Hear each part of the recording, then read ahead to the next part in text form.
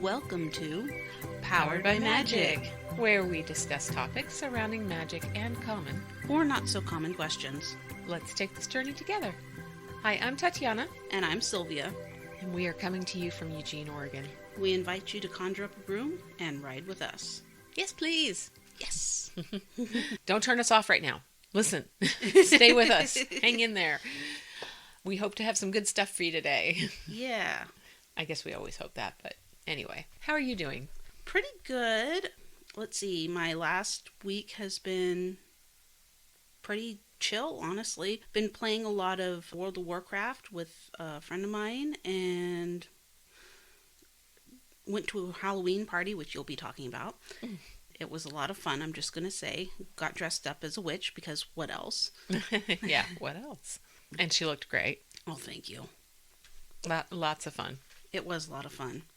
And then I gave plasma today, so that was a quote unquote fun thing to do. Not something I would do. I get queasy and would faint. Ah, yeah, they wouldn't like that. No, they usually don't. I was actually told not to give blood because I faint. Oh, okay. Yeah, that makes sense. Yeah. How are you today? I'm doing great. We have a cloudy day, sort of a Mhm. fall, wintry kind of feeling going on. Makes me happy. Yep, getting ready for our Halloween, of course. Samhain. Yes. As always, I'm house sitting, so we don't even need to go there. As you mentioned, we went to a Halloween party last night, and you were a witch that looked fabulous, Thank you. and I was a fairy And queen. you looked fantastic. Thank you. Maybe we'll post some of those pictures. Oh, I didn't yeah, that think would be about fun, that. Yeah. And that was a lot of fun. It was at a friend's house that they love Halloween. They go all out. Yeah. I mean, all of the monsters talking, and they used pool noodles and melted them in such ways that it made branches, and they had painted them black, and it was like all over their ceiling and stuff. It was fantastic. It was, yeah, and they had all the creepy baby dolls with no eyes. Oh. Oh, it was creepy. It was creepy. They are And sharp, pointy so, teeth. And... yeah, they're so good at it. Mm-hmm. And they do this, usually the party's every other year. They did do one last year, too. It was crazy good. And every room gets decorated. Every room. It's insane. Anyway, so that was a lot of fun. And the other thing that's really big in my world is that I am partaking in a class with the Sisters Enchanted. I have mentioned them before. And I signed up for their holistic witchery class, which is really, I'm hoping to do a lot of self-work with this group. A lot of learning about myself, learning how to think differently and be more positive. And so it's kind of like a coaching class in some ways, but it also does connect with witchcraft and whatnot in other ways.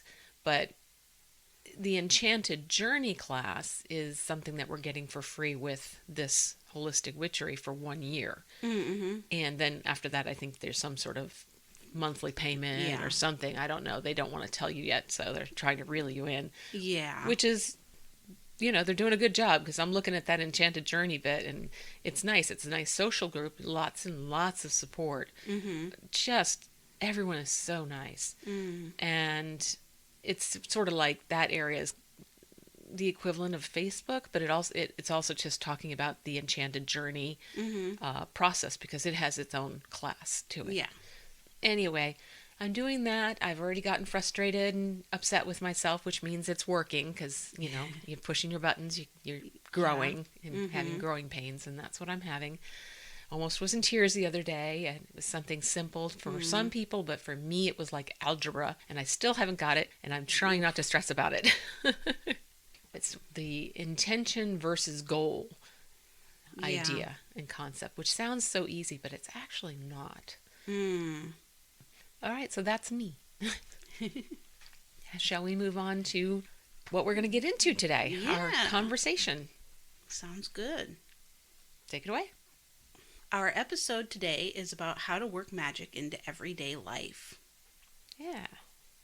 And the first part we're going to go through is house cleansing, saging, saining, which is a word that the Gaelic Polytheists use. Another word is censing, which is specifically using incense. Mm-hmm. You often see that in the Catholic Church, just to give a Yes. visual. Yeah. All of that is usually done with either sage, lavender, or incense to rid the place of negative energies. Right. I thought I would go into some of the how to do it. I'm going to say how I do it. There are many different ways, and this is just one of those ways. What I do is it's a really good thing to do when you're moving into a place or when you're leaving a place. You can do it in between as well. Oh, yeah. Whenever you feel there's a negative energy situation, you can do this. You can do this once a month, once a week. It doesn't matter. Yeah. But to the degree that I'm explaining right now, you might do it just when you're moving in and moving out because it's really big. It's a big to-do. It is a big to-do. First, you want to have some sage or palo santo. Right, or dried cleansing herb that you would light up. Usually you would light it in an abalone shell or a censor or a fire-safe dish and have a feather available to waft the smoke as you move around the area. And always practice fire safety. Big thing. Yeah. Yeah. So be prepared. Just in case, if ash were to fall, you've really got to pay attention because it does happen. And you just don't want to take any chances. So be careful. You will usually begin at the front door or in the north, whatever feels right to you. You draw a symbol that you feel most affiliated with, like a pentagram or a fairy star, etc. Know the meaning of the points as used as part of the invocation as a positive or description of what to release. If you don't use a star, that's fine. Just know what your intention is with the symbol that you're drawing. And then draw a circle around the star or symbol as a sign of protection. I add in the Celtic cross and its connections. Here I'll add in the elements and what role I want those elements to play in this. And then a spiral from the top to the bottom to include all the realms and the everlasting cycle. So I have a question. Where are you going to draw these things? As I mentioned, I would draw those at the front door. So in the air? Oh, yes, in the air, yes. Okay. You could actually draw it on the door if you wanted to. Okay, yeah. I wouldn't recommend doing it, in anything permanent. I usually visualize it energetically is what I do. So that's a great question. Yeah, thank you. Yeah, it's a great question. I just make that assumption. But yeah, I do it energetically and visually in my mind. Okay, cool. But, some people might want to actually draw it out. Then just be aware that you don't want to do it in something permanent. I mean, unless you can and really want to, I guess. I mean, if you're washing the door, you could probably use the wash rag and wash it into the door that way. Yeah, could do that. Definitely. Yeah. So that's another way to do that. Okay. Well, thanks for asking that. Yeah. And use this at every door and window as a way of protection. Visualize negative energy being transported out and then being a way of a portal for that purpose. Move in counterclockwise direction around the area or house or room or anything that's being cleansed. Now you can use this same process for invoking good energy. You just go in different direction. In releasing, you're going to go counterclockwise around the house or wherever you're doing it. Yeah, so if you're cleansing, you go counterclockwise. If you're invoking you go clockwise. Okay, yes. Cool. And that would be with every aspect of what you're doing in this. You're going to open all the closets, drawers, or anything else that can be opened up. And you're going to sage all of the areas, speaking aloud what you want to remove or what you want to invite in, depending on what you're doing. This is why I said earlier, this is something you usually do when you move in or when you move out, because you're opening everything up. Everything you can get to, canisters, lids off of things, everything. Yeah. And doing that once a week, it gets a little might hard. be difficult. Right. Yeah. If you're just doing it as a maintenance thing once a week, you can go around and not have to open everything up. Just, maybe open a window to get the stuff to go out, go into each room. Yeah. I usually go into each room and circle around that room. Each room gets a circle around it when I go in. Yeah, and then you the place that it's going out is just like you said, a one-way portal. Yeah. Just visualize that. When you're ready to bring stuff in, you can do the same and just visualize it coming in without negative energy coming in. Yeah. Okay, and then you're going to come back around to the beginning, and once you've gotten back to where you started, you say, and I always love to say it this way, smib, but it means so mote it be. Placing the sage and lavender or incense outside the front door to burn out on its own. Some say that if it goes out on its own at any point during the time you're doing this ritual, that the act is done, that you don't need to cleanse anymore. Or that specific area is done and doesn't need it anymore. Okay, interesting. Yeah, just didn't need the cleansing. Another way to do the same thing is with a similar intent is to actually literally clean everything as you go, and anything that feels like it needs to be cleansed, all the while keeping your intention clear and saying what they are as you go. So, did that make sense? So keeping your intentions while you're doing it. Exactly. And usually, and what I mean by cleaning, just to be really clear, is like literally if you use something like Lysol to wipe things down with, soap and water, you could do things that way, dusting, and use that as your cleansing method. Yeah. As long as you've got your intention constantly in mind. Mm-hmm. And I've also read where people will make sure to open all the windows and doors, as we've mentioned, to leave an easy space for the negative energies to escape. So we've already mentioned that. Mm-hmm. Let's see if I've got my notes here in front of me and see if I missed anything. Afterwards, some people like to leave salt in each opening, each window and doorway, in order to keep particularly bad energies away or out. Mm-hmm. Yep. Yeah. Some people leave coins. Interesting. I'd never heard that. Yeah, I think that's to invite good energy in. Oh, I believe that's that what makes that's sense. for. I forget, there's a certain time of year that people actually do that for. I cannot remember when it is. It's not something I'm super familiar with. Mm-hmm. But that's just one example of how to do that, and that you can use that methodology for invoking or releasing. Mm-hmm. And most commonly we think of it as releasing. Yeah, it's usually the saining and saging and that sort of thing. But Right. cool. Okay. How about we move on to how we handle this in cooking? All right. Tea is a great example. Mm-hmm.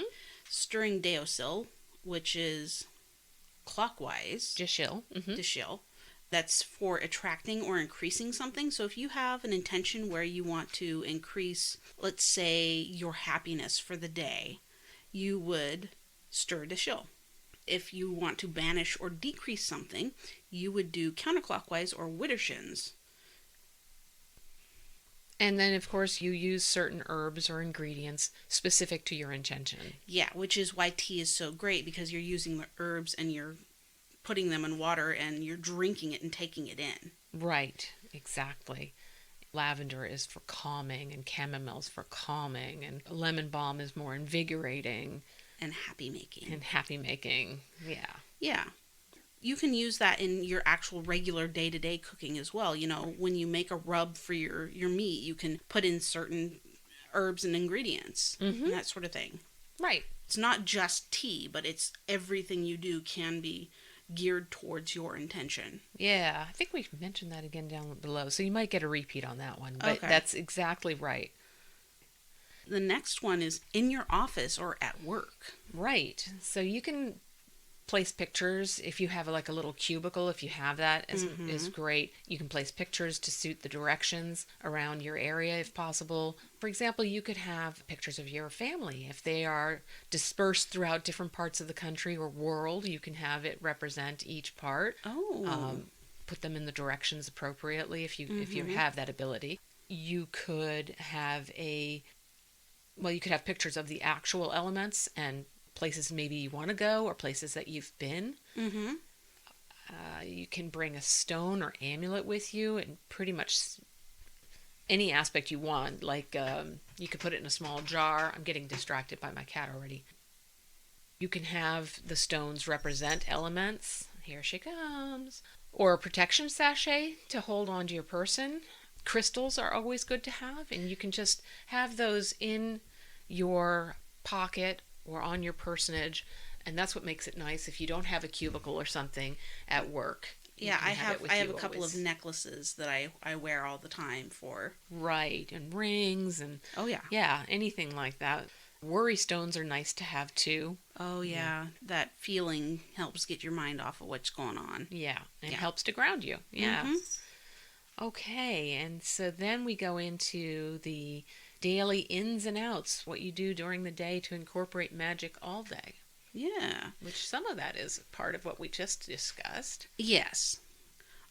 First off, and we were just talking about jewelry, and your wardrobe is also included in that. With the type of color you wear. Red might be for passion, blue might be for intuition and love. Mm-hmm. A deeper love, a passionate love would be the red. Yeah. Gems, same things, know what they mean. Go Yeah, ahead. like citrine, which is my birthstone, is for wealth. Yeah, yeah. I think malachite is that protection? Do I have that I right? Or is that believe- hematite? I think it's hematite. I think it's hematite, yeah. Yeah. The style of clothing you wear can make a difference too. Mm-hmm. You know, so nowadays, not when I was around so much, but there's so much things out there that feel witchy. And that's just, you know, a simple thing like that you can have. It's not so simple nowadays. It's kind of expensive actually. Mm. But the style of clothing can make a difference, and even the patterns in the clothing can make a difference. Yeah. Another thing you might do, just as an example, is cast a glamour into the makeup that you're wearing. While you're putting your makeup on, put that intention that, hey, I'm either putting on my face to interact with the world, or put it on for self-empowerment, or whatever it is that you want your intention to be for the day. Yeah, what mask do you want to wear? Yeah, exactly. And I really love that idea. You are the one who came up with that one in this conversation, and I really love that idea of how to think about that. Yeah, thank you. So, chants and mantras. One chant that I have that I like to do is Hocus Pocus Focus. It just helps me bring my brain into what it is I'm doing instead of being all kind of galaxy brained, which is just your brain is bouncing around to a bunch of different ideas all the time. I am ADHD, and so that's a common thing for me. So Hocus Pocus Focus helps. Yeah. Another one is, of course, affirmations. Yeah, you have daily ones that you can write on your mirror if you want, or write one and then put it in your pocket, keeping it with you throughout the day. I also have an example when I do my morning coffee now, or any kind of morning drink. And you can do it with anything, but I do it with my coffee. I say north, east, south, west. May this day be truly blessed.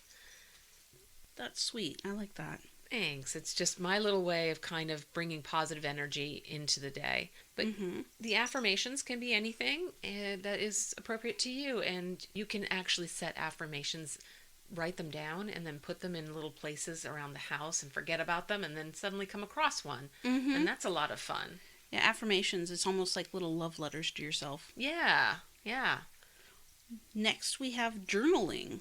That can sometimes be done with like an oracle or a tarot pull. And so you would pull the card, look at the card, see what it means to you from the picture, and or then look at the booklet or the internet and look at the meaning that way. And then you write about it in your journal.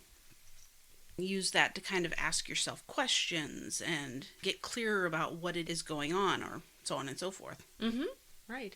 And sometimes people have a harder time with journaling in the traditional ways. Oh, God, yes. So I have recommended to people to consider doing art. And if you're not artistic, that's fine. I've told people just take the colors and without thinking, just put the colors down. Doesn't matter about a shape or anything. They can just be blotches, you know, fingerprint painting, for example. Yeah.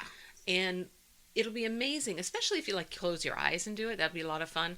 And then when you look at it in the big perspective, when you finish doing it and you look at the big perspective, you'll be surprised what you will see. And that's a form of journaling. And you can do that also with collage work, which is a lot more set intentionally. The artwork can be intentional too if you're an artist and you want to draw something, I mean, obviously. Yeah. We have my cat wandering around. It's really distracting. And then, you know, we have meditation. And grounding. One thing that you can do is like meditate on a deity, either a specific god or goddess, or on the aspect or aspects that you want to manifest that day. You can use tools like scrying into a mirror or candle flame or crystal ball even. Breath work by focusing on the in and out of your breathing. For example, counting each full breath, inhale plus exhale, as one, or count one on the inhale, two on the exhale. And focus on different feelings in your body, starting from the head down, breathing calmly all the while. Just focusing on that one and two while you're doing the breathing, it's really surprising how easy that works. Yeah, another one that's used is counting while you're breathing. So, like, I think it's called the square breath, where you count to 4 on each phase of your breathing. So you breathe in to a count to 4. It's just faster than what I explained. And you stop, you count to 4, breathe out 4, hold it for 4. And then, Same idea. Yeah. Just depends on how long you want to hold your breath for and do it, or not hold your breath. Just the amount of time you allow yourself to exhale. Yeah. I was trying to remember what episode we had grounding on. Oh gosh, I don't remember. I know it was in season 1. That's about all I can remember. Season 1. Next is... Maybe you guys can tell us. Yeah, right? We're terrible, I think. Research. This is something that you might do daily. It's a way to deepen your belief and your spirituality. You might daily look into a spell or into religion, into whatever it is you're interested in your spirituality. My cat's trying to drink my drink. And that is my drink, gosh darn it all. You paid for it. Yes, I did, and it wasn't cheap, so stop it. Mine. Well, she's going to get into something one way or the other. Okay, back to research. Looking into individual aspects of magic, such as an herb, specifically what does that mean, or a stone, recipes, and color of the day. You could pick a color of the day. Pick one for each day you want to research. Not necessarily all of them at once. Yeah. Just take something that you're interested in. It could be herbs, and start on that section and just take maybe one a day or one a week and write it out. Maybe what I had done with my group is we would have one person who was in charge and they could choose the herb. And then all of us would go out over the course of the month, research the herb, research anything we could about it, and also what you can do with it. And hair dye, tincture. Yeah. And then we'd come back all together. We'd bring all the information back together. And then the person who had picked the herb would pick what we'd actually do with it. And we would do it. We would do the tincture or a pie. We did a pie once with nettles. That was so good. Really? Oh, it was so good. And so healthy. Yeah. That's one way to work with it, to integrate it. Yeah, another thing I thought of is another thing you can research is times. So, like, days of the week, each has its own thing. Yeah. Or the moons. Great. The moons, right? Solar. Yeah, all sorts of stuff. Just whatever you're interested in, take that and take it just one piece at a time. Don't overwhelm yourself. Yeah. Spreading yourself over everything can get very overwhelming. Yes, it can. And some people are really great at doing that. I'm not one of those. I'm not one of those. Then we have hygiene. One thing you can do is having like a positivity spell on your toothbrush, trying to increase the amount you smile while you're brushing your teeth, thinking about happy things, or just setting that intention that I will smile more. Drawing sigils on your body with perfume or cologne. Yeah, that's great. And then there are things like hairstyles, how you want to put it up. If you want to be more introverted, you can consider like putting it up and bringing it closer to yourself, into like a bun if you have longer hair. Dyeing your hair can make a big difference. It's of course a more longer lasting intention. But I do my hair when I can. My cat, Ember. When I can, I will dye my hair color twice a year to the color of the season. So dark phase of the year, light phase of the year. And that's what I do with intention. There's also how you shave your face, or how if you shave your head, you can shave symbols into it and whatnot. And I see a lot of fun stuff out there, and you just think about what are these people invoking into their lives, whether they realize it or not. Yeah. Which I think is really cool. If you take a look around now with having heard this and notice that and think about what is it that these people are really bringing into their life, and what is important to them. Mm-hmm. And you can look at that person in a different way. Yeah. It's true with everything, and people don't do it, obviously. Most of the time people aren't thinking about it in that way, but I think subconsciously it's there. Yeah. Yeah. Next, we have travel. So, like in your vehicle. Right, and that's one of my that's one of my specialties, apparently. Ah. As well, you're aware of this. I visualize a protection bubble around my car. Mm-hmm. I've had plenty of accidents in the past, and I am very nervous driver. I guess sort of a nervous driver, but much, much more nervous rider. Mm-hmm. And I envision this bubble around my car, this white bubble, knowing that people will see me, so they're not like turning and suddenly not seeing me and running into me. I often, some of the ones I'm really good at are traffic patterns. Like, I know that I'm coming up to an intersection and I'm going to have to turn left, which is one of my nervous things. I get really nervous that my car won't accelerate quickly enough. So I try to envision that when I'm coming up to one, and I know I am, I'll envision that there's not going to be any cars. And, I can tell when it's realistic or not. So I might go, okay, there's not going to be any cars. Well, okay, there's going to be one car. And, maybe one, and I get a visual of this. I actually get visuals of this. Then I get there, and sure enough, that's what's happened. Sometimes it might be that the car's coming from the opposite direction than I visualized it, but it still was like just one car. Or that car was turning and I knew it was going to turn, even though I wasn't at the intersection yet. That kind of thing. That's cool. It's helpful. It's very helpful. And then parking lots. You always witness this with me. Yes. I can sit there and visualize that there's going to be a parking space available and exactly where that parking space is going to be. And I would say probably 90% of the time it works. And It does. I'm a little jealous. I don't know why. I'm gifted in that.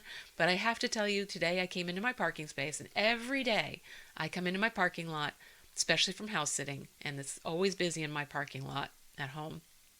And I totally forgot to visualize coming in. Completely forgot. Turned the corner, not a single space available. Ooh. Not one. I had to go around the corner and park around the corner. That's what I get for not visualizing. Oh, jeez. I started my visualizing right as I was coming around the corner, and I was like, oh, darn it. Too late. Too late. Too late. So, yeah. Some other things you can do is like sachets filled with protection herbs, like sigils. Maybe you could make a sigil in like a shrinky dink and hang it from your mirror. Mm-hmm. Something like that. Yeah. Yeah. Next, we have adding in nature. If you don't have some place that you can go, having houseplants and spending time with them is something you can do. Mm-hmm. Yeah. It's probably not as good as going out into nature and walking or hiking and such, but it's still nature right there. It's handy. It's realistic. I mean, sometimes you just don't want to go out in the rain and the cold. Right. I mean, so having houseplants, if you don't kill them like I do, is a wonderful way to commune. Yeah, I don't do well with houseplants either. No. Gardening, of course, is another way. Just when you commune out there, the plants do talk. And you can hear their conversations between them. You can sort of join in or just listen. I used to do gardening as a business. I got a lot of conversations, learned which plants didn't like being next to other plants. Oh. You hear the conversations. You could get like feelings. You could get the feelings off of it, and like an angry feeling next to something else. And you'd be like, suddenly, why am I feeling angry? And it's like, oh, it's not me. It's the plant. It was really interesting. Anyway. Interesting. And another thing, while you're gardening, you're in the dirt and you're grounding, which is a really great thing. Right. Obviously, like we said before, going to a natural place and hiking, or, I mean, even just like going out and fishing or just being out in nature is really good. Right. Going to specific places that represent a particular element that you want to focus on. For example, for air, you might do a place that would be cliffs, hills, or windswept meadows. For fire, you've got, if you're around it, desert, a campfire, or anywhere that you can be in the sun. Waterfalls, obviously, for water, rivers, lakes, beaches, streams, or just get in the rain. Mm-hmm. For earth, you have your woods, your caves, your garden, as we mentioned. Mm-hmm. For spirit, you would have places like portals. And to me, like a portal could be as you're walking through the woods, you have two big trees across from each other, and the path goes between them. Yeah, there's like arching branches or something. It doesn't even have to be arching. Oh, okay. No, it can just be that there are two trees that stand out to you that may be of the same size or something, but they stand out to you. You'll feel it. Mm-hmm. And you're walking through a portal. The other one is when trees are tipped over and all of the roots are showing. Mm. That is something where you want to pay attention. Turn and look at it. That's a portal. You just pay attention. You can feel that energy. Mm-hmm. With spirit also, it's the liminal places. Sunset, sunrise, Yeah. all the in-between places So, when the veil's the thinnest and such. curiosity question, is a beach a liminal place? Because it's between the land and the sea. Yeah, I mean, I think you could see that. Yeah. I think that's reasonable. It was just a question that popped into my head. Yeah, I think it's a matter of how you want to look at it. I think that would be true of many things. I think that would be a fair thing to say. Yeah. Two different worlds coming together, two different elements coming together. Yeah. Okay, cool. It just, like I said, it just popped in my head. Right. And then there are the times of year are also good to incorporate. Air is spring, fire is summer, west is fall, north is winter. Spirit would be equinoxes and solstices. Mm-hmm. Just to give some examples Yeah. of when Excellent. adding nature in is some different ways to do it. Nice. Next, we have our miscellaneous section. Right. Body art is what we had in our miscellaneous section. I put down piercings, they are placed on the body for significance. Tattoos, the designs that you do, the symbols that you use, such as sigils, you could do that. Animals that you have put on you. Mm-hmm. Anything, it has significance in body art. You're imbibing that energy. So you really want to think about what you're putting there because it's for your life. Yeah. Goes into death. Mm-hmm. You know, you're sort of stuck with this. So think about really what you're invoking and what you think you're going to want to invoke the rest of your life. Mm-hmm. The core essence is important. I mean, a lot of people like to just have fun with it, Yeah. but I really feel like you're making a statement when you put it on you. Mm-hmm. Something permanent like that. So what about you? If you want something a little less permanent, henna is a great way to go. It is. There are so many beautiful designs, and I haven't gotten into henna a whole lot, so I don't know what each design means, but I know there are meanings behind the designs from traditional henna. Yeah. And you don't have to do the traditional designs, but they are so pretty. Oh, they are beautiful. Yeah, they are. If you ever go to some of the fairs, they do henna at the fairs often, and it's really beautiful. It really is. All right. How do you walk with the deities without feeling religious? Yeah, this was one question we picked up from Reddit. My idea about working with the deities without it feeling religious was to talk with them conversationally. These are beings that you're trying to create a relationship with. Mm-hmm. And if you want to create a relationship, what do? You talk about each other. You learn about each other. So not just talk with them, but learn about them, that sort of thing. Mm-hmm. Take the deity's attributes and apply them into the things that you do. As we said earlier, cooking. Use an herb associated with that deity. Something that has a color that is part of the association. So let's say you need the color black in there for one of the deities, maybe Hecate might have that. You use a black bean for a soup or something. Yeah. So you kind of can consider putting colors in. You can do this with cleaning. Using a feather is, for me, Freya is my matron goddess. She has the feather cloak. So using a feather, I could envision cleaning, and that would be using the smudge stick and cleansing that way. That's one way to do it. But you can find out what is associated with the deity, what tools they use, and you can incorporate that in, is what I'm trying to say. Yeah. You can decorate your house with symbols and colors of the deity. Yes. The other one is that you can dream with the deity. You can make a sachet that has representative items, just like with everything else I just said, that, is close to the deity, herbs, stones, whatever it is, and Mm-hmm. put them into a sachet and put it under your pillow and dream with your deity. That sounds wonderful. Yeah, so these are just some ideas that we came up with. Maybe, so hopefully is helpful for some people. Yeah. Instead of tarot today, we went with I Ching. Yeah. I did I Ching today, and we have Kue, which is opposition. When things naturally diverge, it is hard to get enough together to make big changes, enough energy to move. At that time, or at this time, make little changes. Focus not on what has passed, nor what may come, but only on the things you have power over in the here and now. Opposition as a hexagram is not a bad thing. It's part of what helps us keep our individuality when we talk to others. There is some opposition there. So when you talk to somebody else, there's differences. And that's part of what helps you be you. Mm-hmm. However, things will not be peachy. You may feel isolated and left alone, but your people are out there. Whether that's a current friend or friends, or one or ones that you haven't met yet, is hard to tell. Regardless, everything will come out well in the end. Now, the hexagram that this changes into is Tachu, the taming power of the great. For this one, it says, use opposition.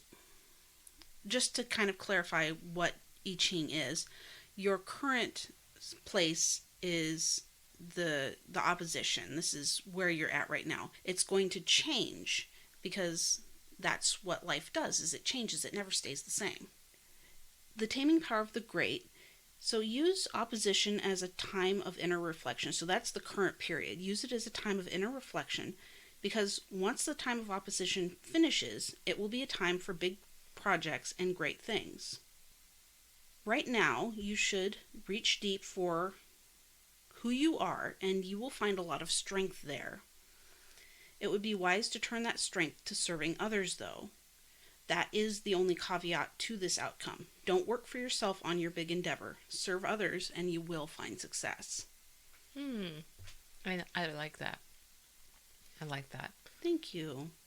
Thanks for doing that and also explaining some of that in there, because I'm not so good with the I Ching. Yeah. Some of that explanation is helpful for me. Oh, no problem. Well, please rate us on iTunes, Spotify, or wherever else you found us. And I'm going to just make a little notation here. I do the editing. Mm-hmm. And sometimes, and we've spoken about leaving some mistakes in. Yes. And sometimes I can't actually even edit out the mistake if I wanted to. Mm-hmm. So you may end up hearing that sometimes, and maybe that's something fun for you. But we do have enough of our mistakes that you might end up hearing that because I can't edit it out. Yeah. And it might be fun. I'm bad at that. No. I do my best. Oh no, I'm terrible at it. She's good. I'm just, by comparison, I am far worse at it. Oh. Have to repeat and stop and repeat. Oh. But that's okay. Some of it we can get rid of and sometimes we can't. Yep. Anyway, so far we've done okay. Oh, good. All right, I'm Tatiana saying goodbye for now. And I'm Sylvia saying so long and thank you for writing with us. This has been Powered by Magic. Thank you so much, everybody.